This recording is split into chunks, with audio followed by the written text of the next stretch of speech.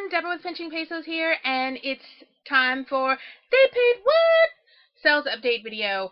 I know I've been away for the last couple of days. I have had my kids here on vacation. I took a 4-day road trip, and I will be making that same road trip again this weekend. So I'm super excited after that to kind of get back to business as usual, but I still had some sales, so let's go ahead and get into what went on last week. Looks like we were at $291.95 including shipping with 12 sales. I did go ahead and send in an Amazon shipment, and so I had some sales from that as well. So let's get started. First things first, I had parted out that Presto salad shooter. And this was just a small sale from that, $6.95 free shipping on the little locking ring. I mean, it was really like nothing. Next up was the paddle for that Cuisinart bread maker that I bought and broke in my trunk. I had already sold the pan.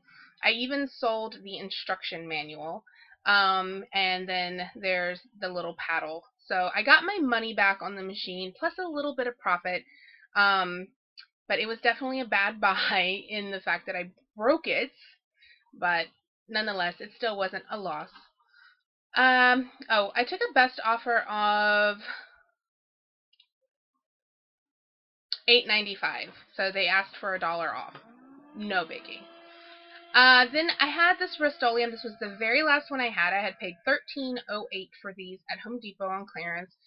And I sold through, I think it was about 8 of them. And this one I took a best, I thought it was on sale or I took a best offer. No, they paid full price.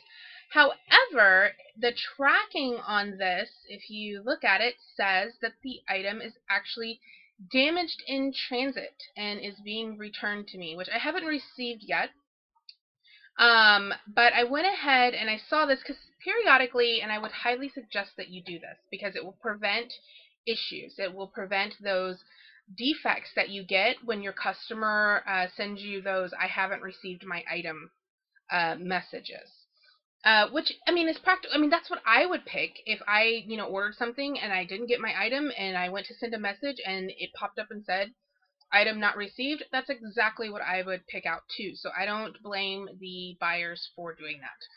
But what I'll do is periodically I go into my shipping labels, and you can kind of scroll down and you can see the ones that say they're in transit, the ones that are delivered.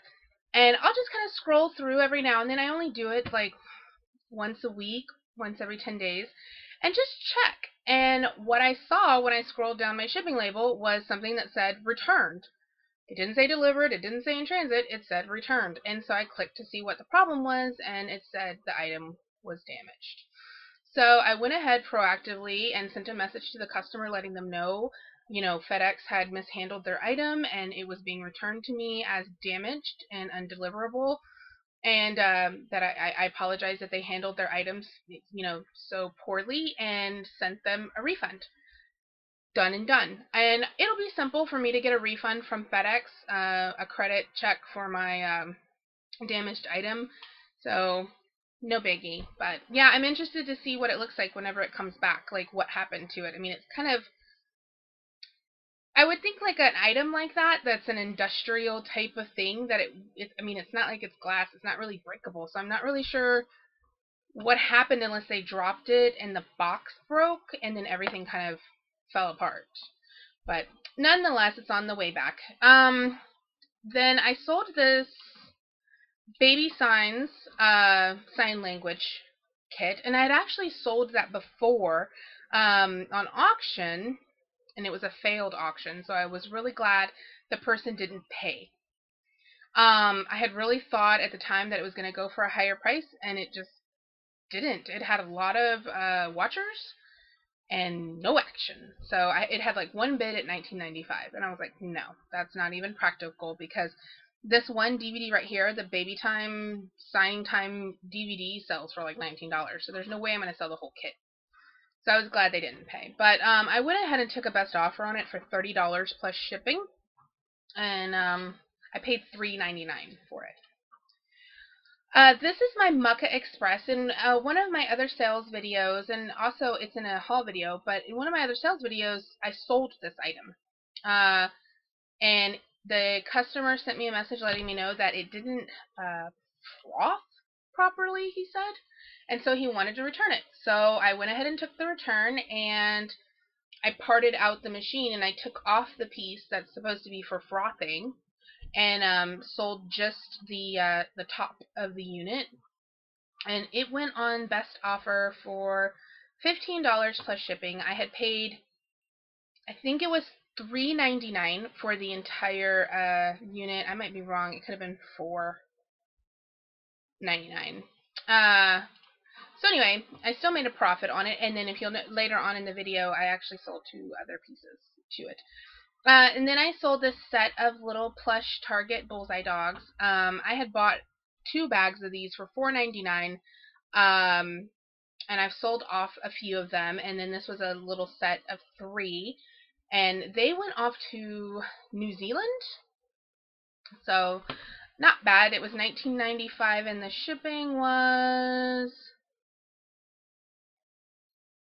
pretty high. Look at that. So their shipping was like almost the same price as what they paid. I think it was $17.95.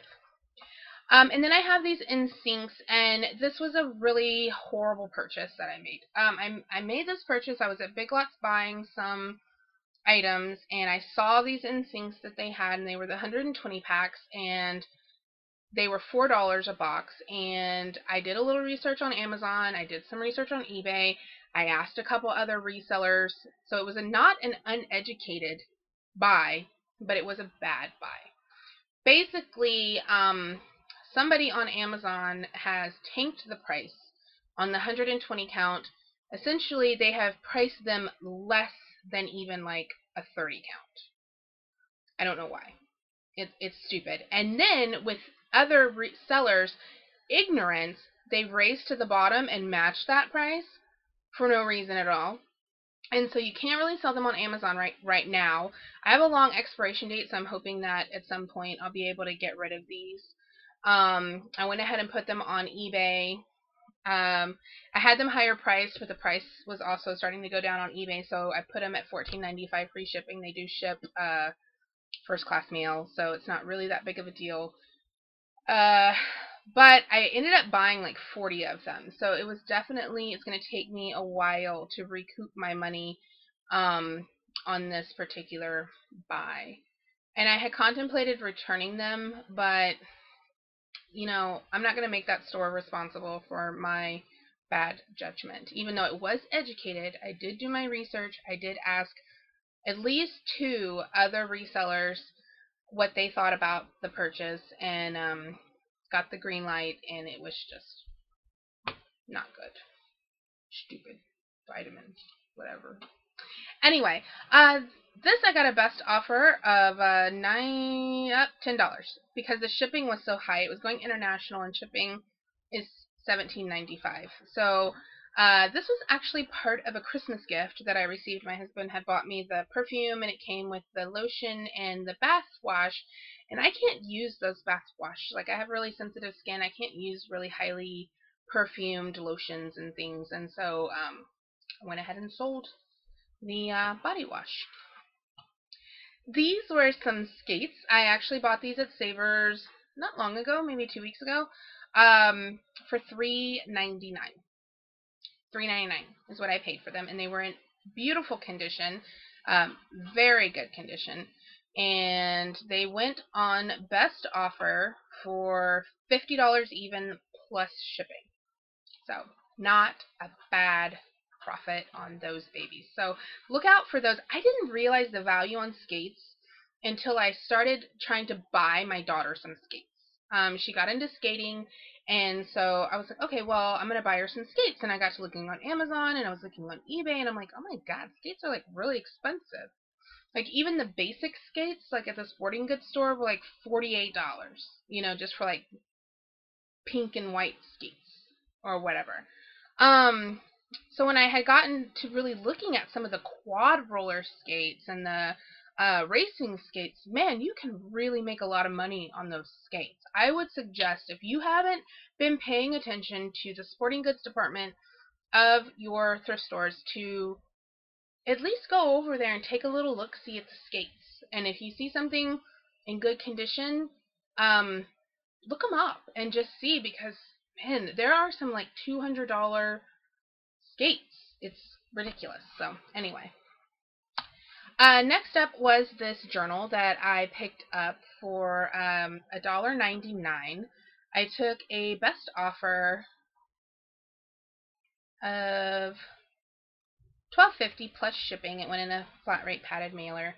I thought it was new when I bought it, and then when I got home, I noticed that the very first page was written on, and it had a silly little kid statement on it that said something about today traffic lights. So what I did is I took some glue and I glued the first page to the red page, and essentially it looks like a brand new journal. But I did, I put it in there that it was used, that, I put it twice, that I didn't want to remove the page because it was actually part of that red page. And so, when the first page of a book is kind of stuck to that page anyway, so it's not like I could just take it out. Otherwise, I would have cut it out with like a straight edge. But anyway, so I put it on there, and they went ahead and bought it, and I already got feedback on it, so yay. And then here are some pieces of a Disney Sorry game that I had purchased. And I parted out, and these are the little villain guys that I sold. It went for $3.95 plus shipping. So I went ahead and sold those little guys, which isn't bad considering I paid $2.99 for the entire game. And then here was this heat wrap, Venture Heat Therapy wrap. I bought it, and it had the battery in there, but I could never get the battery to charge. It wasn't functioning. So I figured there was something wrong with the battery, that the battery had gone bad. And so I went ahead and did my research, and the wraps all on their own sell for a decent amount of money when you buy them new. And I went ahead and sold it all by itself for $35 on best offer plus shipping, and it went first class. So that was all of the sales that I had this week on eBay. And my Amazon was at $58 for 2 items that I sold. Now my FBA shipment didn't check in until I believe it was Saturday and Sunday. I had sent in 45 SKUs. And if you'll see here, I'm actually doing really well. In the last 7 days, I'm at $377. So those are on my new shipment that just checked in. And those are all items that were thrifted. Those are my thrift store items. I'm not doing retail arbitrage right now. So let's see how the profits played out for the week. Okay, so I have my spreadsheet up here, and everything is filled in for what I had for the week. So it looks like for the month of July, my profit was $1,185. That was on $2,271 in sales. I'm pretty good. I normally say that my profits are 50%, and that's pretty much 50%. So minus my cost of goods and fees and my store and everything like that, came out to $1,185. So there we go. That's all I got going on right now. I actually am planning on after next week. I have to make the return trip back to Virginia and round back here. And then my plans are, getting closer to the school year, is I'm going to be making an entire business schedule. And I'm going to have assigned days that I'm going to shop, and I'm going to have assigned times that I'm going to work. And I'm actually planning on hiring a part-time person to come in 2 days a week to do prep work, photos and photo editing, and also um, filling out a template sheet that I have that basically will help in the listing process. Since they're already going to have their hands on the items, they can fill out item specifics, measurements, things like that. So that should be interesting. So we'll see how that works out. And I figure if it doesn't work out, then basically what have I lost? Like, $100, because I'm planning on paying the person like $10 an hour, and 2 days a week, maybe 4 or 5 hours a day. So we'll see how it comes out. But I'm going to be setting up a whole schedule, and for me anyway, because I really need to work this like a business. I have all of the capability in the world to be making the profits that I want to make every week. There isn't anything that prevents me from making this profit line here read $3,000 or $4,000. Like, there's nothing stopping me besides me and my productivity and the amount of time I'm willing to put into the business. And since I'm not willing to put in 40 hours, then I need to be more efficient. So that's the big plan. So I am planning on, by the end of the year, profiting $3,000 to $4,000 a month. That's the big plan. And so you guys can kind of follow along with me and see how that journey pans out on, treating your business like a business and not like a hobby. So anyway, that's it for this week, guys. I will hopefully have a haul video for you guys next week, and my sales video will be late because I will just be getting back to Austin on, I won't even be back in Austin until Wednesday or Thursday. Yeah, this is a long week. And it's probably going to take me like a year to pay off all of this week, because about $3,000 is what it costs to make all of this happen. But it's totally worth it, and I'm totally happy and excited. So anyway, love you guys. See you guys. Mwah.